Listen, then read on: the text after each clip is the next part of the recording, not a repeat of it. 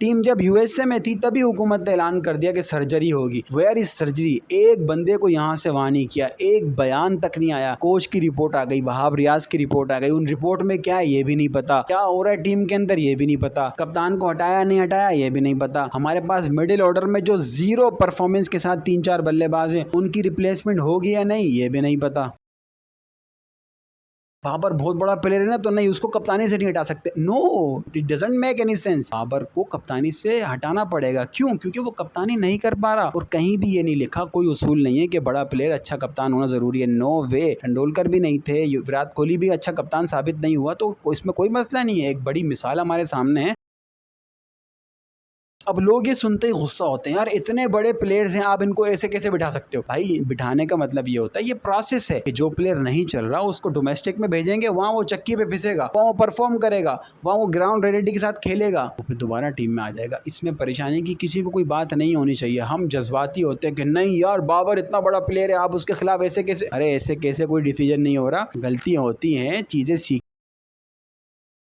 कहाँ है surgery? Chairman साहब का एक बयान आया था ना कि पाकिस्तान टीम को एक बड़ी सर्जरी की ज़रूरत है, हम सर्जरी करेंगे। कहाँ है सर्जरी? कोई एक बंदा भी हिला आपकी टीम से? तो मेरी प्यारी आवाम इस चीज़ को समझ लें, ये सब मिलके हमें पागल बना रहे हैं। मैं मजाक नहीं कर रहा, आई एम वेरी सीरियस। ये हमें एक ट्रक की बत्ती के पीछे लगाते हैं, हमें मुख्तलिफ तमाशों के पीछे लगा दें, क्योंकि इंसान की फितरत है कि कुछ टाइम बाद वो चीज़ें भूल जाता है, कुछ टाइम बाद वो चीज़ों में घुल मिल जाता है, वो एडजस्ट कर लेता है। जितने बड़े से बड़ा सदमा आता है, पाकिस्तान टीम को एक बहुत बड़ा सदमा मिला, इंडिया के खिलाफ हारे, वर्ल्ड कप में जलील हुए हम, यूएसए से हारे, मतलब हमारा वर्ल्ड कप शुरू होते ही खत्म हो गया। तो क्रिकेट बोर्ड ने एक बयान जारी कर दिया जल्दी से कि फटाफट सबको निकाल देंगे, और अवाम भी खुश हो गई कि हाँ निकाल दो सबको, नए लड़के लेके आओ। अब आप देखो वही अवाम जो है ना ठंडी हो चुकी है, वो अवाम कहती है ठीक है अब यही खिलाओ इनको, जरा देखते हैं इनकी परफॉर्मेंस क्या है। तो इस चीज़ को जहन में रखें कि ज़बरदस्ती जज्बात में आके कोई बड़ी स्टेटमेंट दे देना, ये बहुत ही अफसोस की बात है। जब जिस तरह पाकिस्तान टीम हारी थी तो लोगों ने कहा कि यार इनको निकाल दो, बाबर को टीम से निकाल दो। नो नो, आप बाबर को टीम से नहीं निकाल सकते। बाबर बहुत इंपॉर्टेंट बल्लेबाज है, कैप्टनसी से निकाल सकते हैं, कैप्टनसी उसकी बुरी है। अगर बाबर बैटिंग नहीं करेगा तो भाई 50-60 रन जो बन रहे हैं वो कौन बनाएगा?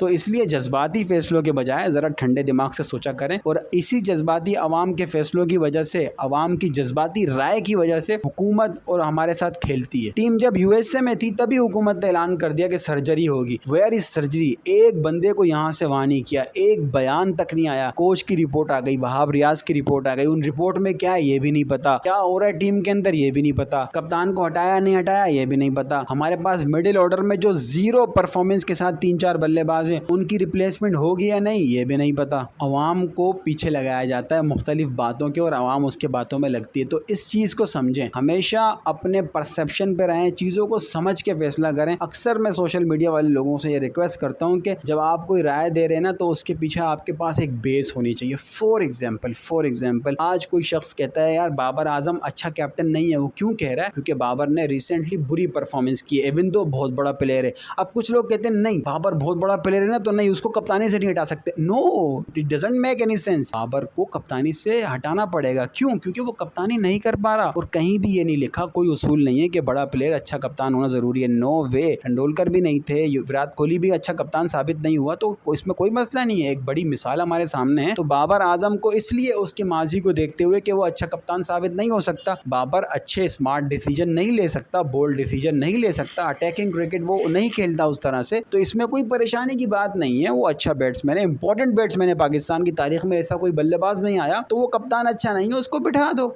As a captain.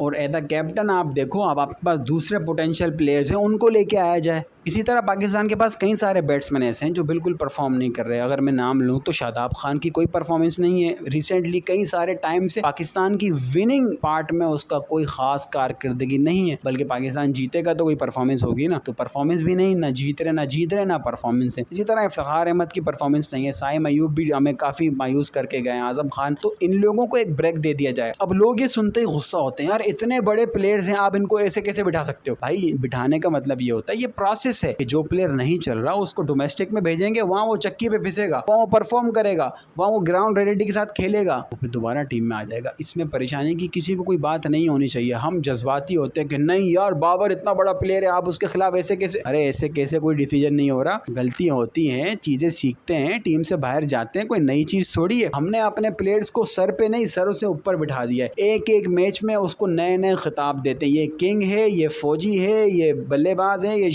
अरे बाबा इनको प्लेयर रहने दो। इनको इतना सर पे चढ़ाओगे तो फिर बुरी परफॉर्मेंस भी बर्दाश्त करो। अगर बुरी परफॉर्मेंस बर्दाश्त नहीं होती तो फिर रियलिटी पे रहो, ज्यादा सर पे मत चढ़ाओ। और फिर बता दूं कि पाकिस्तान क्रिकेट बोर्ड कोई बड़े डिसीजन नहीं लेगा। हमें दिखाने के लिए आवाम अगर शोर करती है, कुछ जर्नलिस्ट शोर करते हैं, तो ये करेंगे क्या, एक दो कोच को उठा के यहाँ से वहाँ कर देंगे, एक दो प्लेयर्स को यहाँ से वहाँ कर देंगे, सिर्फ मुझे और आपको पागल बनाने के लिए, हमें तसल्ली देने के लिए। वरना बोर्ड को अगर काम करना होता तो अब तक पूरा नया मैनेजमेंट सिस्टम आ चुका होता, पूरी नई टीम बन चुकी होती, हमें पता होता कि T20 का अगला कैप्टन कौन है, वनडे का अगला कैप्टन कौन है। तो पाकिस्तान क्रिकेट का हाल भी पाकिस्तान हुकूमत जैसा है, जिससे हमें ज्यादा कोई लंबी चौड़ी उम्मीदें नहीं लगानी चाहिए। गेम को गेम की तरह रखें, इसको पैशन मत लें। बिल्कुल पाकिस्तान में क्रिकेट को एदा पैशन, एदा शौक लिया जाता है, लेकिन हमारे बोर्ड, हमारी हुकूमत को इस चीज़ का एहसास नहीं है कि हमारी कौम के लिए इतनी इंपॉर्टेंट चीज़ है। तो फिर आप लोग भी ज़्यादा दिल पे ना लें इस चीज़ों को।